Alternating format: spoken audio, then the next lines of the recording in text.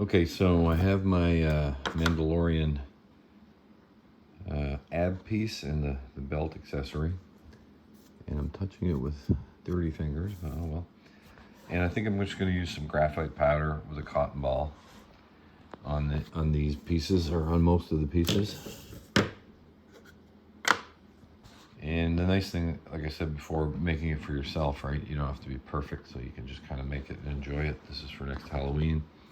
So you just take your cotton ball, get some graphite powder on it. If I can do this while holding and you're just gonna rub it in, and you gotta rub it in really, really good so it doesn't come off on your fingers. So I'm gonna cover these. I'm not gonna do the tops of these.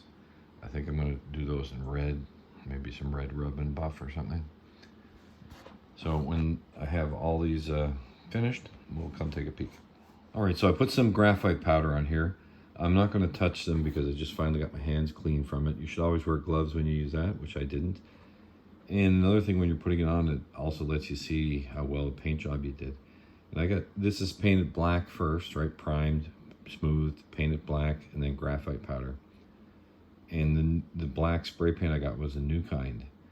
And it definitely comes out faster than the kind I'm used to. So I got some runs and different things, and it really shows up. But like I said, it's for me, so I don't care. I didn't do the tops. I want to do those in a little bit of red, so you can see the nice and shiny metalness. So I'm happy with that. Like I said, it's just a Halloween costume. Hand out candy to the kids. So there you go, nice and metally.